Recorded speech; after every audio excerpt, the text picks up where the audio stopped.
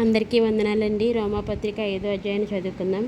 కాబట్టి విశ్వాసం మూలమున మనము నీతిమంతులుగా తీర్చబడి మన ప్రభువైన యేసుక్రీస్తు ద్వారా దేవునితో సమాధానము కలిగి ఉందుము. మరియు ఆయన ద్వారా మనం విశ్వాసము వలన ఈ కృపయందు ప్రవేశము గలవారమై అందులో నిలిచి ఉండి దేవుని మహిమను గూర్చిన నిరీక్షణను బట్టి అతిశయపడుచున్నాము. అంతేకాదు శ్రమ ఓర్పు పరీక్ష నిరీక్షణను కలుగచేయనని ఎరిగి శ్రమల యందును అతిశయపడుదుము. ఎందుకనగా ఈ నిరీక్షణ మనల్ని సిగ్గుపరచదు. మనకు అనుగ్రహింపబడిన పరిశుద్ధాత్మ ద్వారా దేవుని ప్రేమ మన హృదయములలో కుమ్మరించబడి ఉన్నది. ఏలయనగా మనం ఇంకా బలహీనులమై ఉండగా క్రీస్తు యుక్తకాలమున భక్తిహీనుల కొరకు చనిపోయెను. నీతిమంతుని కొరకు సహితము ఒకడు చనిపోవట అరుదు. మంచివాని కొరకు ఎవడైనా ఒకవేళ చనిపోవ తెగింపవచ్చును. అయితే దేవుడు మన ఎడల తన ప్రేమను వెల్లడిపరుచుచున్నాడు. ఎట్లనగా మనం ఇంకనూ పాపులమై ఉండగానే క్రీస్తు మన కొరకు చనిపోయెను. కాబట్టి ఆయన రక్తం వలన ఇప్పుడు నీతిమంతులముగా తీర్చబడి మరింత నిశ్చయముగా ఆయన ద్వారా ఉగ్రత నుండి రక్షింపబడదుము. ఏలయనగా శత్రువులమై ఉండగా ఆయన కుమారుని మరణము ద్వారా మనము దేవునితో సమాధానపరచబడిన వారమై ఆయన జీవించుట చేత మరి నిశ్చయముగా రక్షించబడదుము.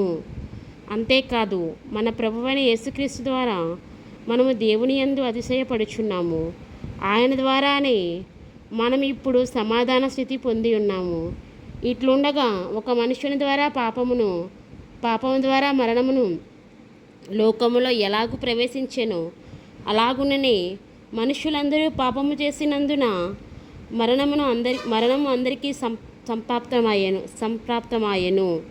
ఏలైనగా ధర్మశాస్త్రము వచ్చిన దనుక పాపము లోకములో ఉండేది కానీ ధర్మశాస్త్రము లేనప్పుడు పాపము ఆరోపించబడదు.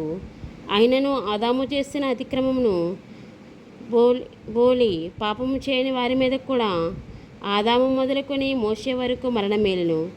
ఆదాము రాబోవానికి గురితై ఉండెను. అయితే అపరాధము కలిగినట్టు కృపావరము కలుగలేదు.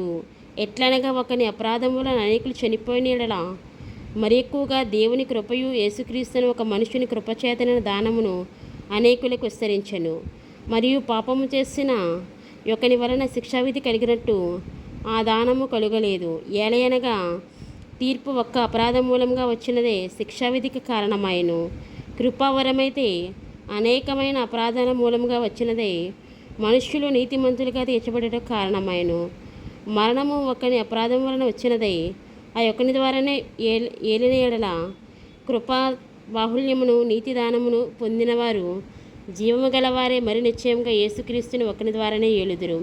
కాబట్టి తీర్పు ఒక్క అపరాధం మూలమున వచ్చినదే మనుషులకు అందరికీ శిక్షావిధి కలుగుటకు ఎలా కారణమాయనో అలాగే ఒక్క పుణ్యకార్యము వలన కృపాదానము మనుషులందరికీ జీవప్రదమైన నీతి విధించబడుటకు కారణమాయెను. ఏలైనగా ఒక మనుష్యుని అవిధేయత వలన అనేకులు పాపులుగా ఎలాగూ చేయబడిరో అలాగే ఒకరి విధేయత వలన అనేకులు నీతిమంతులుగా చేయబడుదురు. మరియు అపరాధం విస్తరించినట్లు ధర్మశాస్త్రము ప్రవేశించెను. అయినను పాపము మరణమును ఆధారం చేసుకుని ఎలాగూ ఏలెనో అలాగే నిత్యజీవము కలుగుటకై నీతి ద్వారా కృపయు మన ప్రభువైన యేసుక్రీస్తు మూలంగా ఏలు నిమిత్తము పాపం ఎక్కడ విస్తరించెనో అక్కడ కృప అపరిమితంగా విస్తరించెను. దేవుడు తన పరిశుద్ధ వాక్యం దీవించి ఆశీర్వదించును గాక. ఆమెన్. స్తోత్రం ప్రభా, స్తోత్రం స్తోత్రం స్తోత్రం స్తోత్రం. దయగల తండ్రి, మహోన్నతుడ, సర్వాధికారి, సర్వాంతర్యామి, నాయన యేసయ్య, నీ కృప లేనిదే మేము ఇళ్ళలో జీవించలేము కదా ప్రభా.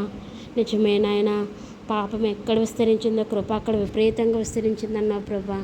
అయ్యా తండ్రి, నాయన ఒక మనిషి రీతిగా ప్రభా ఈ లోకానికి నీవు వచ్చినప్పుడు ప్రభా, అయ్యా తండ్రి, అనేక మంది ప్రజలు నిన్ను తెలుసుకోలేక ప్రభా, నువ్వు చేసిన అద్భుతాల కళ్ళతో చూసి కూడా ప్రభా తండ్రి, అయ్యా నాయన ఎస్ఐ నిన్ను నాయన గుర్తించలేక ప్రభా, నువ్వు దేవుడివని గుర్తించలేక నిన్ను సిలువకు అప్పగించారు ప్రభా. అయ్యా తండ్రి, నాయన మా పాపం నిమిత్తం కదా ప్రభా, నీవంత ఇదిగా బలియాగమైన దేవుడవు కదా ప్రభా. అయ్యా అయినప్పటికీ నీ కృపను విపరీతంగా చూపించిన దేవుడవు ప్రభా, మా పక్షంగా నీ కృపను చూపించినందుకు వందనాలు చెల్లించుకుంటూ యేసు నామములో నాయనా యేసయ్య, దేవాది దేవుడైన యేసయ్య, సర్వాధికారమైన తండ్రి, నీ ఘనమైన పాదములకి స్తుతులు స్తోత్రాలు ప్రభా, వందనాలు చెల్లించుకుంటున్నాం తండ్రి. సర్వాధికారమైన యేసు నామములో వేడుకుంటున్నాం తండ్రి. ఆమేన్.